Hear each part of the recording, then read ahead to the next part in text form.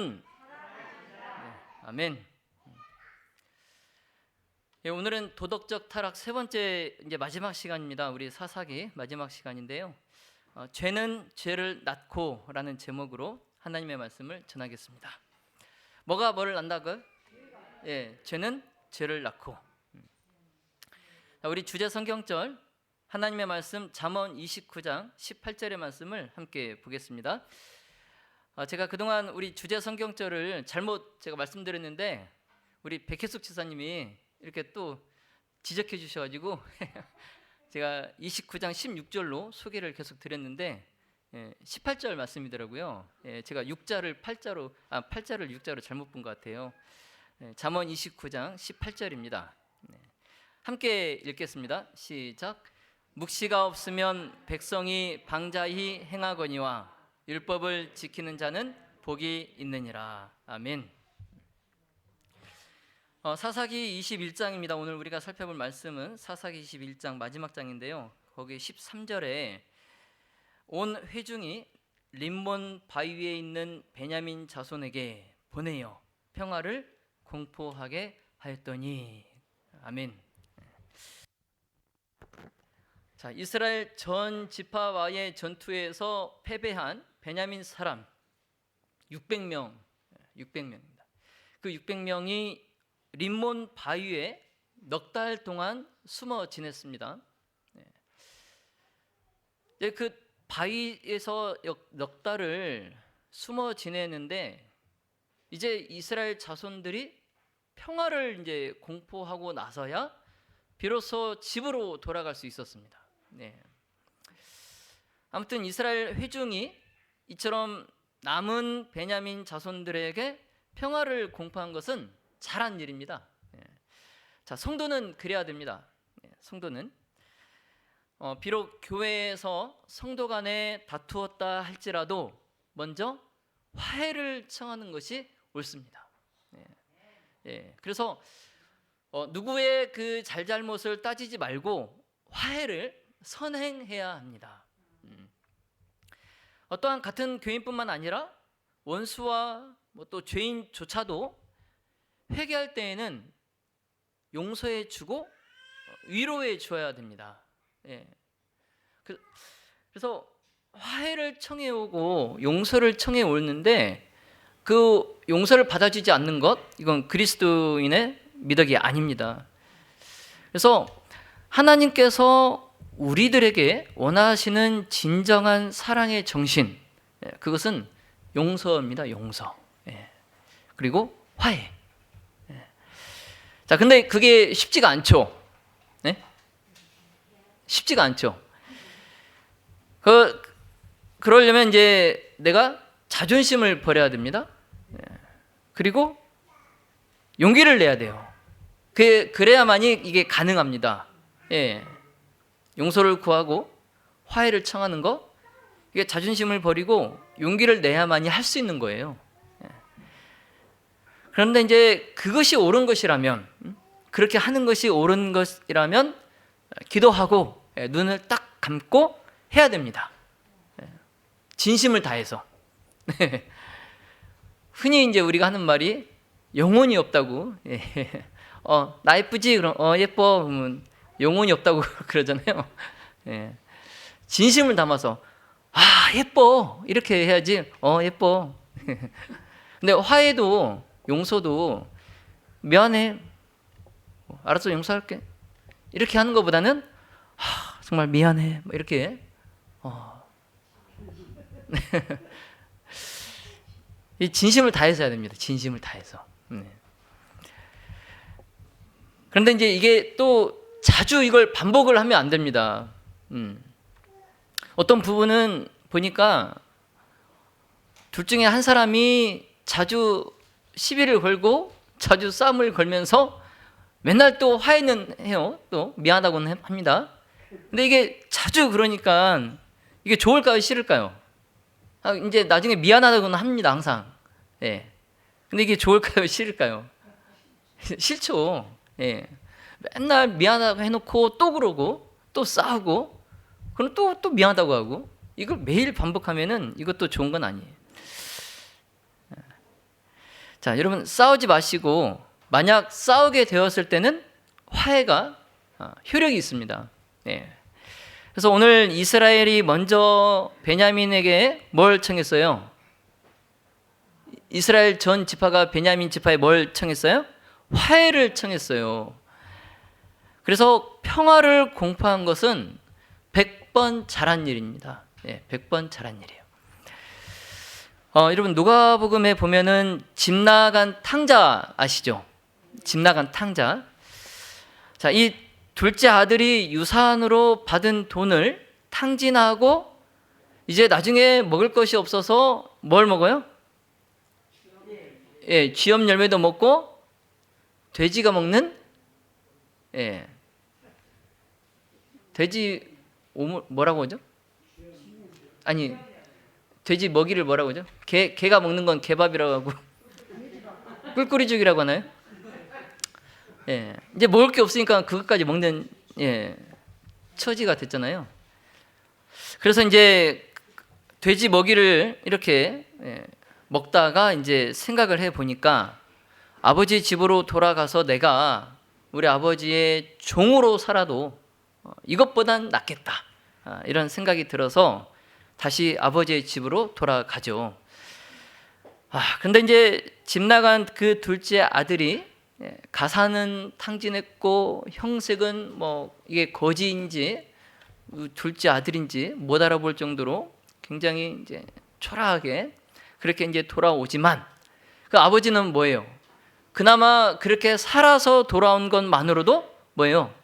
너무 기뻐서 아버지가 양을 잡죠. 양을 잡아서 잔치를 베풀잖아요. 예.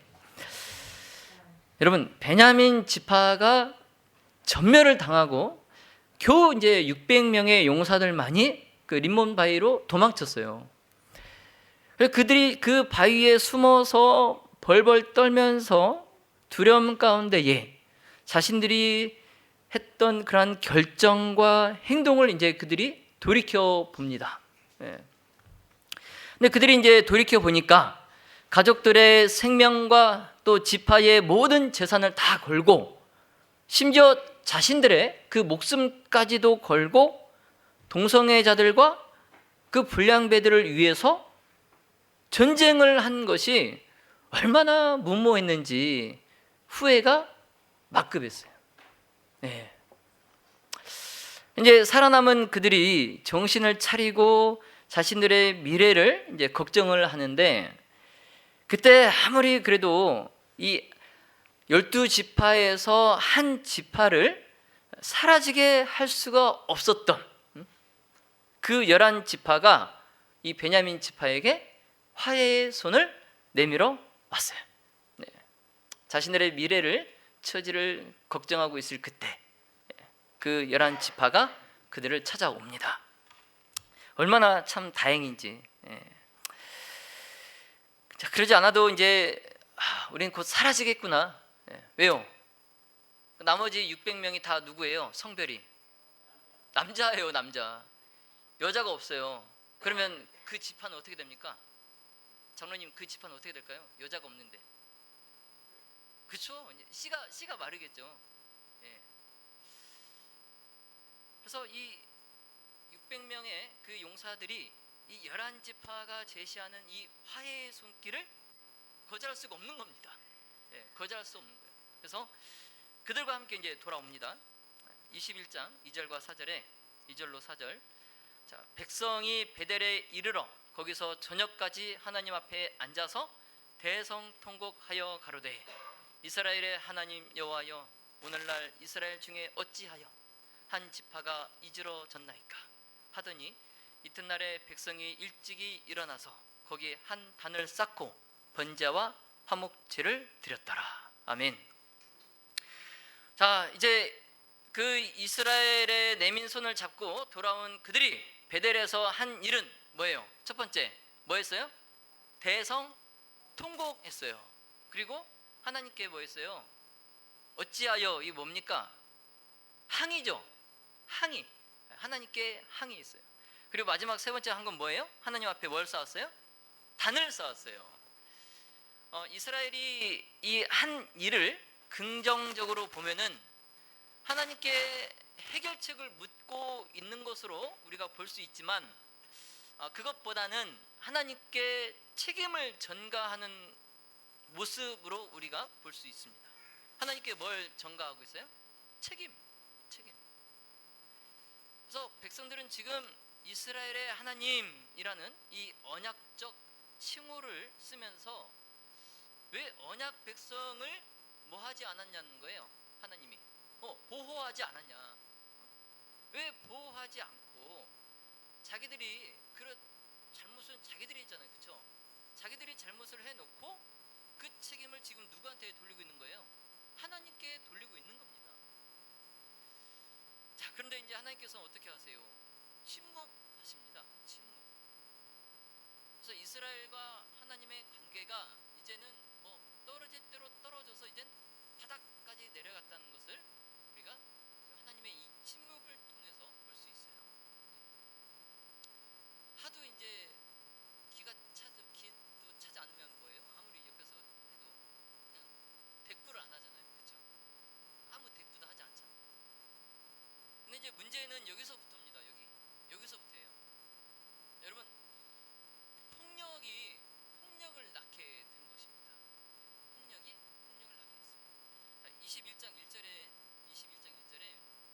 이스라엘 사람들이 미스바에서 맹세하여 이르기를 우리 중에 누구든지 딸을 베냐민 사람에게 아내로 주지 아니하리라 했더라.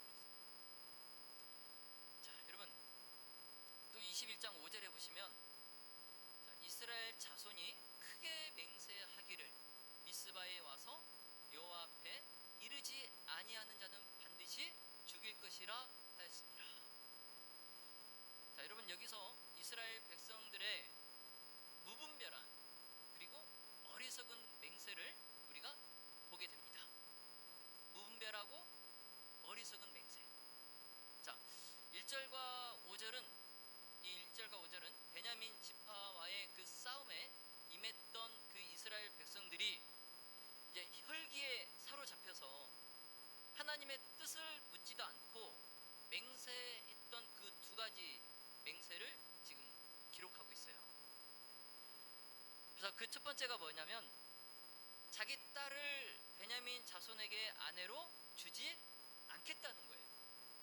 그리고 두 번째는 뭐냐면 온 이스라엘 지파 중에 미스바 총회에 참석하지 아니한 자들은 반드시 뭐하겠다? 죽이겠다. 이걸 지금 맹세를 하고 있는 겁니다. 자, 따라서 전쟁이 이제 끝난 후에 이스라엘 백성은 하나님 앞에서 이 두 맹세를 이행치 않을 수 없어요. 그래서 우리가 하나님께 맹세한 것, 서원한 것은 무엇이든지 어떻게 해야 됩니까? 우리가 지켜야죠. 예. 그래서 이 참 무분별하고 이 어리석은 이 맹세로 인해서 또 다른 살상과 무모한 납치극이 벌어지게 됩니다. 예. 결국 폭력이 뭘 낳게 된 거예요? 폭력을 낳게 된 거예요. 이제 결국 그들이 베냐민 지파에게 딸을 주지 않겠다고 서원하지 않았던 사람들, 즉 전투에 참여하지 않은 사람들은 서원하지 않았으니까 그 사람들을 죽이고 처녀들만 살려두면서 자기들 맹세를 마음대로 적용하는 그러한 죄를 범하게 됩니다. 자, 여기 10절로 12절을 보시겠습니다. 자, 21장 10절로 12절에 회중이 큰 용사 1만 2천을 그리로 보내며 그들에게 명하여 가로되 가서 야베스 길르앗 거민과 및 부녀와 어린 아이를 칼날로 치라. 모든 남자와 잔 여자를 진멸할 것이니라. 그들이 야베스 길르앗 거민 중에서 젊은 처녀 400인을 얻었으니 이는 아직 남자와 자지 아니하여서 남자를 알지 못하는 자라. 그들이 실로 진으로 끌어오니라. 이는 가나안 땅이더라. 아멘. 자, 여기서 지금 이스라엘이 남자들을 다 죽이고 그리고 남자와 잔 여자를 다 죽여요. 자, 이것은 베냐민 지파 남자들을 위한 것이다라고 그들이 말합니다. 이렇게 하는 것은 베냐민 지파의 남자들을 위한 것이다. 그래서 그 살아남은 이 베냐민 지파의 그 600명의 용사들을 위해서 또 이 길르앗 사람들을 뭐 하고 있는 거예요? 살인하고 있는 거예요. 폭력을 낳는 겁니다. 겉으로는 하나님의 심판을 그들이 대행하는 것처럼 그들이 행했지만은 실상은 교묘히 자신들의 문제를 해결했던 거예요. 자신들이 누구든 베냐민 지파의 남자들에게 자기의 딸을 아내로 주지 않겠다 맹세했기 때문에 자기의 딸은 줄 수 없어요. 그럼 이걸 어떻게 해결할 것이냐? 이런 식으로 해결하는 거예요. 이런 식으로 살인을 저질러서. 그래서 이스라엘 자손들은 1절에 자신들이 소원한 것을 어기지도 않고 베냐민 자손들에게 아내를 구해준 거예요. 그렇죠?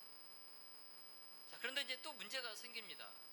자, 전쟁의 폭력이 또 다른 폭력을 낳게 되었다면 이번에는 이제 성폭행이 또 다른 성폭행을 낳게 됩니다.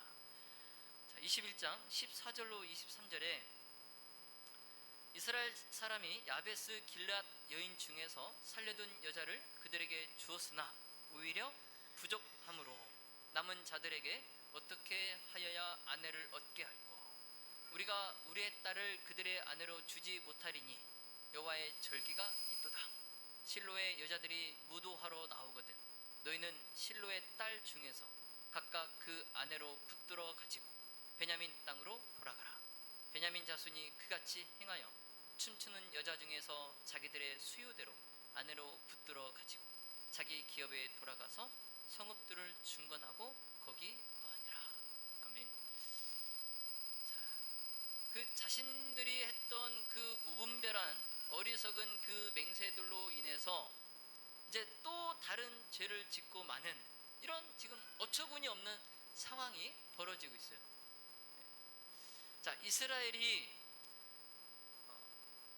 그 400명의 젊은 처녀를 데리고 와서 그 600명의 용사들에게 주었지만 지금 몇 명의 지금 아내가 없어요? 부족해요. 200명이 지금 아내가 그래도 없어요. 부족해요. 그래서 이것을 이제 보충하기 위한 수단으로 이들이 강구해낸 것이 뭐냐면 또 다른 성폭행이에요. 그래서 자신들이 그 어리석게 한 그 맹세를 어기지 않으려고 더 큰 범죄를 지금 저지르고 있는 겁니다. 더 큰 범죄를. 이스라엘의 상황이 이렇다 보니까 이 난도질 당한 그 레위인의 그 첩의 몸은 마치 이런 이스라엘을 상징하는 것처럼 보여요. 이런 이스라엘의 모습을 그 첩의 시체가 상징하고 있어요. 그래서 한마디로 이스라엘이라는 한 몸이 다 갈기 찢겼다는 겁니다. 그래서 이 운명 공동체, 이 이스라엘이 이제는 다 갈기 찢겨서 그냥 그 지파 이기주의만 남았어요. 지파 이기주의만. 그래서 내 지파의 위기만 벗어나려는 그런 이스라엘의 모습이 마땅히 그 불량배들을 처벌해야 하는데 오히려 그들을 보호하고 그리고 다른 지파와 싸우는 이 베냐민 지파가 보여주는 모습이 바로 이 모습입니다. 자, 여러분 이번 사건은 명절에 실로에 와서 춤추는 여자들을 납치하여서 베냐민 지파의 200명이 부족한 그 아내로 삼으라고 그렇게 종용하여서 내전을 종식시키는 참 웃지 못할 사건의 내용이에요. 그래서 이것은 이스라엘 장로들의 생각에서 나온 겁니다. 이스라엘의 장로들의 생각에서 나온 거예요. 남이야 죽던 말던 남의 한 가족이 깨지건 말건 자신들만 여호와 앞에서 하자가 없고 무사하기를 바라는 그런 비겁한 마음에서 이 생각이 나온 거예요. 예. 남이야 어찌 됐든 말든. 이 이스라엘 11지파라고 해서 이 베냐민 지파와 다를 게 없어요. 똑같아요. 똑같아요. 그래서 이 사사기 기자는 여호와를 떠난 그 시대의 그 암울함을 마지막에 이렇게 그리면서 이 사사기 책을 마무리합니다. 자, 21장 25절 맨 마지막 절에, 자, 그때에 이스라엘에 왕이 없으므로 사람이 각각 그 소견에 오른 대로 행하였더라. 아멘. 자, 이 사사기를 기록한 기자가 마지막으로 이 사사 시대를 이제 평가를 하면서 혼란과 무질서의 그 원인을 지금 제시하고 있어요. 자, 그 혼란과 무질서의 원인이 뭐냐면 뭐가 없기 때문에 왕이 없음으로입니다. 여러분, 하나님이 없는 세상, 하나님이 없는 인생은 이렇다는 거예요. 이렇다는 겁니다.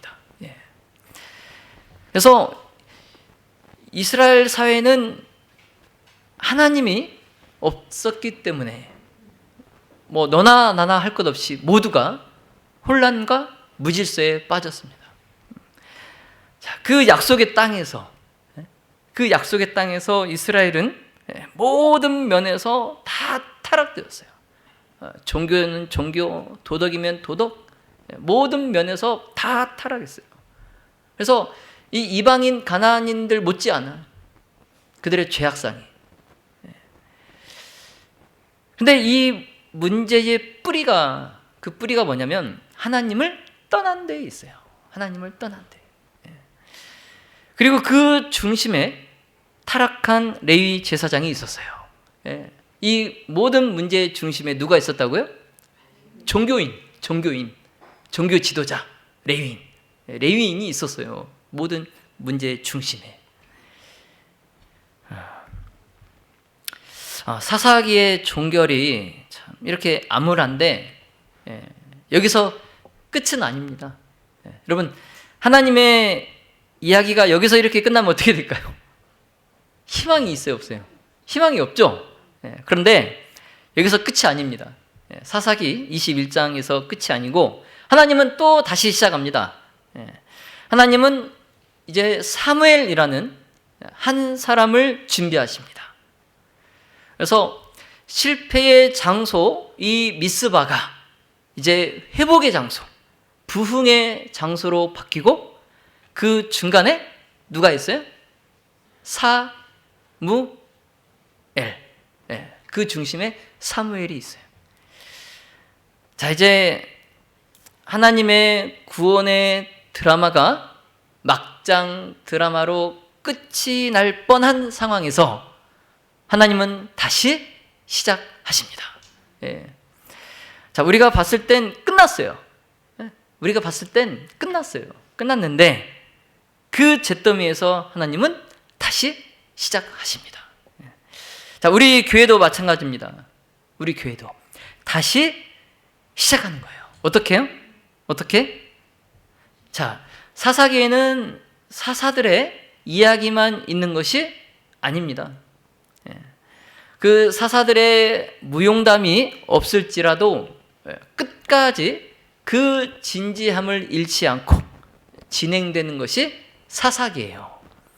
그래서 사사기는 이제 크게 두 가지로 구분할 수 있는데, 자, 사사들의 활동이 기록된 전반부, 그리고 그런 사사의 눈부신 역사 없이, 눈부신 활동이 없이 벌어지는 후반부, 이렇게 두 가지로 구분할 수 있어요. 그래서 전반부의 시작은 어떻게 됩니까? 최초의 사사였던 온니엘로부터 시작이 된다면, 후반부의 시작은 어떻게 시작하죠? 어머니의 돈을 훔친 미가, 그 미가가 뭘 만들어요? 우상을 만들어요. 이것으로 후반부는 시작을 합니다. 그래서 어쩌면 후반부의 이야기가 조금 더 사사기의 성격에 가깝다라고 볼 수 있어요. 후반부의 이야기가. 왜냐하면 여호와를 떠난 그 사람들의 특징인 회개망측한 행동이 어디에 다 나와 있어요? 전반기에 후반기에? 후반기에 다 나와 있어요. 여호와를 떠난 사람들의 행동의 특징. 그래서 후반부의 내용은 종교적인 타락과 또 정치적인 타락, 또 도덕적인 타락, 이런 것들이 다 점철되어서 아주 그냥 종합 선물 세트처럼 보여주고 있습니다. 네. 그래서 미가와 레위인 제사장, 그리고 단 지파의 우상 숭배, 그리고 종교적인 이런 면과 또 돌이킬 줄 모르는 베냐민 사람들을 징계하는 이스라엘 지도자들의 그런 정치적인 면, 이런 모든 면들이 다 여기 점철되어서 후반부에 나타나고 있습니다. 그래서 이 사사기 기자는 그 원인을 단 한마디로 밝힙니다. 그때에 이스라엘에 왕이 없으므로. 참 흥미롭게도 이 말은 후반부를 후반부를 시작하는 미가의 이야기서부터 본격적으로 포문을 열더니 마지막 이 사사기가 끝나는 말로 장렬하게 그 대미를 장식합니다. 이 말로 시작해서 이 말로 끝나요. 그래서 이 한 절로 이 사사기 기자는 자신이 후대에 우리들에게 말하고 싶은 것, 그것을 지금 강력하게 웅변하고 있는 거예요. 그래서 강력한 왕의 통치가 없어서 이스라엘이 실패했다, 그렇게 말하고 있는 거예요. 그래서 이제 그 사사기가 이제 바통을 또 이렇게 매치를 해 주니까 이제 그 다음에 뭐예요? 사무엘서죠. 사사기 다음에 사무엘서입니다. 근데 이 사무엘서부터는 누가 등장을 합니까? 사사기에 없던 거 누가 등장을 해요? 왕. 여기 사무엘서 여기서부터는 이스라엘을 다스리는 왕이라는 존재가 등장을 합니다. 자, 그런데 이제 그것으로 그치지 않습니다. 왕정 시대는 사사기 시대보다 심하면 심했지 결코 뭐예요? 약하진 않았어요. 그렇죠? 사사기보다 더 심하면 심했지 뭐 왕정 시대라고 해서 강력한 통치자가 있다고 해서 사사 시대보다 더 나은 건 아닙니다. 이게 인간 왕의 한계예요. 인간 왕의 한계. 그래서 이스라엘에 왕이 있으면 이제 뭐 다 해결될 줄 알았죠. 그런데 왕이 있어도 똑같아요. 이제 결국 이렇게 쭉 흘러가는 구약의 이야기는 어디서 끝납니까? 무슨 책에서? 말라기에서 끝나요. 그런 이제 이스라엘의 왕의 통치의 실패를 인정하고 이 구약은 끝이 납니다. 이스라엘의 왕의 통치의 실패. 그렇게 이제 구약이 끝이 나고, 그리고 이제 신약 성서로 이제 그 바통이 넘겨져요. 신약 성서로. 그래서 이제 신약에서 시작되는 진정한 왕의 도래, 그것을 이제 선포합니다. 진정한 왕의 도래. 자, 그분은 누굽니까? 진정한 왕 누구예요? 만왕의 왕 예수 그리스도. 인류를 구원할 구원자이십니다. 자, 사랑하신 우리 모든 가족 여러분,